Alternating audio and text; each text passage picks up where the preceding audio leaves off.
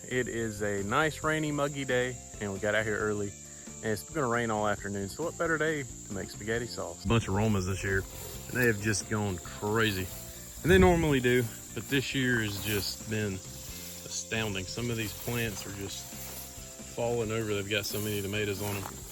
And they're still, only about a quarter of them are really ripe. You want the real red, dark red ripe ones.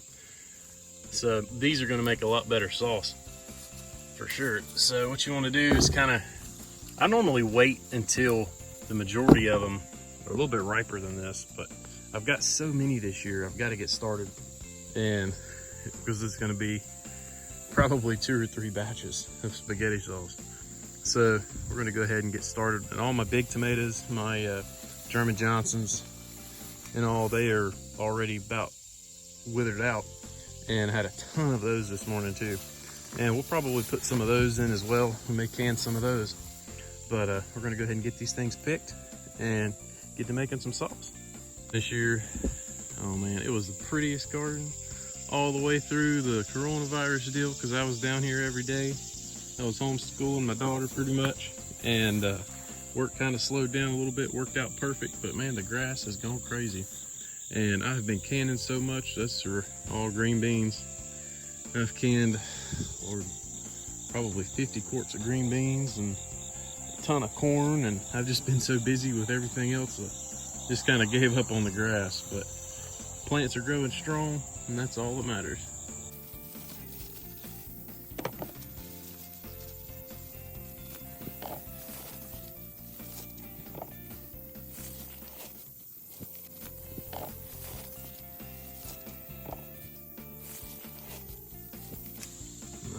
Gosh, look at the size of that Roma.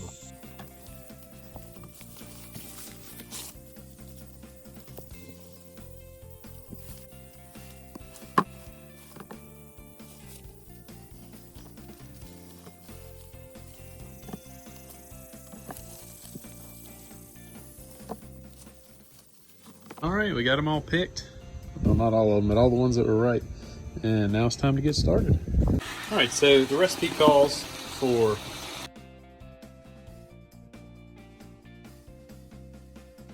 3 pounds of onions and 5 green peppers. So we're doubling the recipe. We've got 6 pounds of onions chopped up, and I've just coarsely chopped them up because I'm going to put them in a blender.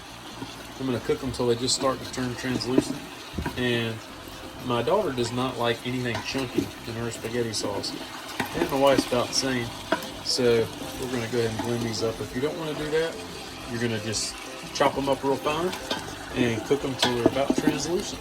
And I've got about 1.5 cups of olive oil on the bottom just to keep everything from sticking. Onions and the peppers are cooking down a little bit. We're going to go ahead and wash all of our tomatoes really good. Make sure we get any of the little brown leaf parts off. We're going to kind of double check them for any rot spots and kind of set those to the side, because those will definitely have to be cut out.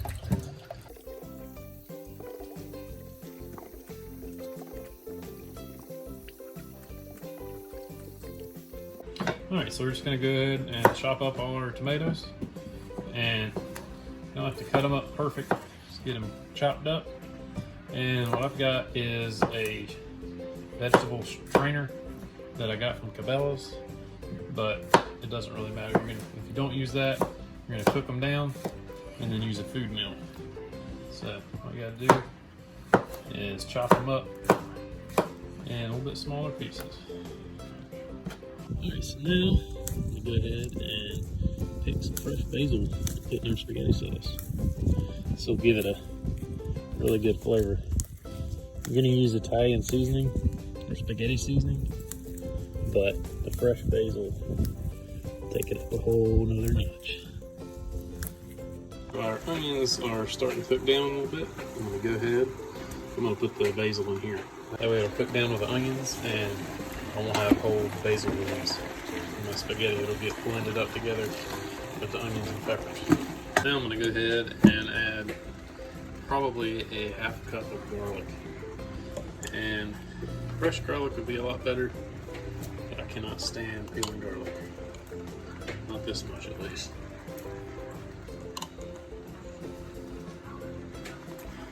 Alright, I'm gonna let this cook just probably another 5 more minutes, and then I'll take it off. I don't want it to get overcooked, but I want it to be, so we're starting to turn translucent. You can see some of them are already starting to, so. I want to go ahead and get these good and blended up. And I went ahead and juiced some tomatoes. If there's not enough juice to blend these, we can just add some tomato juice.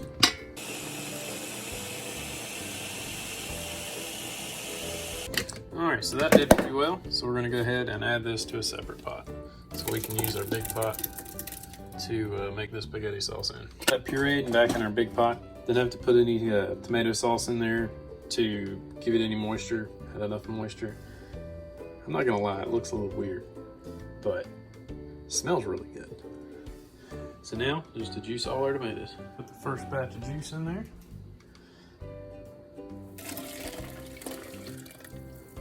And we're just gonna keep adding until the pot is full. And that should be about 2 recipes worth. All right, so this is the Cabela's fruit and vegetable strainer, and it hooks up to a Cabela's grinder. And we're gonna turn this whole bowl of tomatoes into juice in just a couple minutes.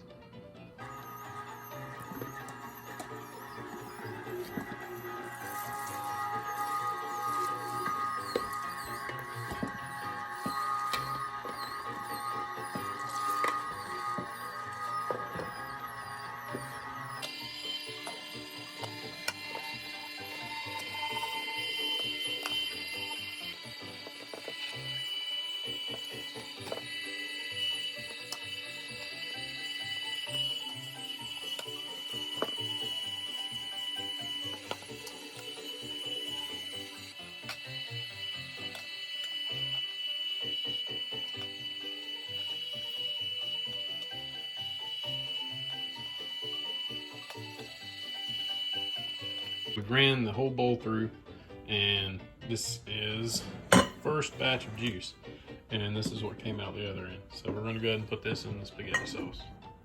It is mostly juice. It's not a whole lot of pulp.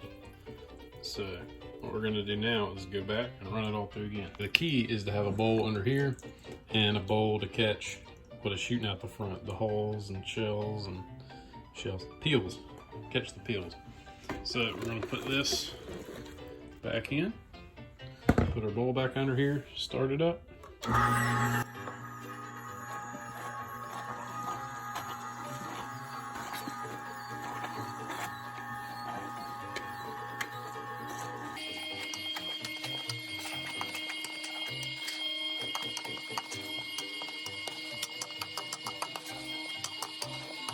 Alright, so that's just running it through twice. And you can see how much more it went down, how much more pulp it got out of there. So we'll run it through about 4 times and we'll show you what's left. I ran it through about 6 times, and after the second time it takes like 30 seconds, 15 seconds to run it through again. And that's what you're left with. The whole big bowl of tomatoes is turned into that. And on the screen here is real thick pulp. You want to make sure you get off for your spaghetti sauce and whatnot. But this thing makes making spaghetti sauce so much easier. Pretty much anything with tomatoes, because you can't have the peels in there if you're canning it, because it'll turn brown. And the old food mills, they work good and I used those for years, but this thing makes it so much faster. And that's all you're left with. I mean, you just got some peels and seeds and some of the little fibers that run through there. And definitely one of my favorite things I've ever gotten from Cabela's. So we're doubling this recipe, so we need 2 cups of sugar. Now we need 2 cups of oil. I'm going to use extra virgin olive oil. You can use vegetable oil. That's what I normally always use. This year I'm going to try the olive oil. See if it turns out any better. That's possible. Add our spaghetti spice, and normally this is my favorite, but it's got big chunks of onion and pepper in there. So this year I'm going to use just an Italian seasoning. So we're going to need 2 cups of this because I'm doubling the batch. Yeah, I know it seems like a lot of seasoning, but it really isn't. It doesn't really give it too strong of a flavor. I think this pot, it will hold right at 20 quarts. So medium high temperature, let it cook for about 45 minutes. You got to be really careful is if you don't want to burn the bottom. If you burn the bottom, then the whole pot's going to taste scorched. And that's a lot of work, a whole lot of work on the waste. Okay, so now we need 1 cup, half cup for normal batch of canning salt, canning and pickling salt. So now we've got to add our tomato paste, and the recipe calls for 5 cans of tomato paste per batch. I go a little bit heavier. I normally go on a double batch. I'll put about 13, 14 cans in there. I like a good thick spaghetti sauce. And now that's all of our ingredients. So we're just gonna leave it on medium-high heat, keep stirring it every once in a while until it gets warm, and then we're gonna set a timer for 45 minutes. She's warming up pretty good, and she's just now starting to boil. So we're gonna let it simmer for about another 30 minutes. And we already made some noodles, and we're trying it out, and man, is it good. This sauce is looking really good. We got a hot water bath going. We got the water starting to heat up for that. And we got my washed clean jars in the oven. We're gonna heat those up to about 200 and 225 degrees. Got a little pot of water. We're gonna boil our jar lids, get them sanitized. All right, so we got our hot jars, got a canning foam, and spaghetti sauce is good and hot. So we're gonna go ahead. It's been cooking now in a little over 45 minutes, but we've had dinner and everything else going, and it's just been kind of simmering. So now we're gonna go ahead and this is actually a pressure cooker that I'm using for the hot water bath, and it'll hold 7 quarts. So we're gonna go ahead and fill up 7 quarts. And we've got our rings back here boiled, or our lids, and then we're gonna boil our rings as well. So I'll make sure everything is good and sanitized. And we'll get these things filled up. And then we're gonna put them in the hot water bath for 10 minutes. So this should be about, I think this pot right here will be probably about 18 quarts, and then we've got another pot we're going to get going too. So, have a lot of spaghetti sauce, but it's a good thing.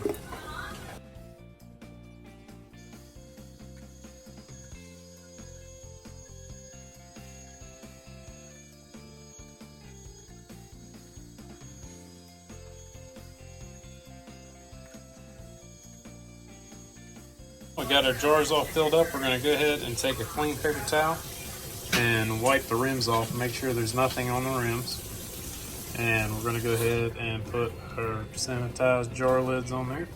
And we left about 3/4 to 1/2 inch headspace.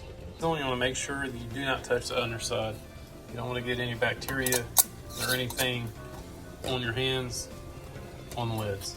So we're going to go ahead and snug our rings down, and we'll go ahead and put them in the water bath. All right, so you gotta have one of these can grabbers to put these in. You gotta be really careful. You do not want to get burnt. So we're gonna place these in.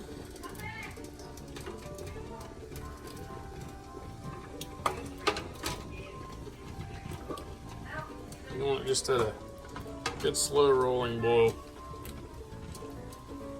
You want to make sure it covers your jars about 1 inch over the top of them. And I've got a little bit too much water in there. I'm going to be about 2 inches over the top. So I'm going to probably take a little bit of that out, but by the time I'm done, I may leave it in because by the time I'm done, it'll evaporate. Most of it will evaporate off.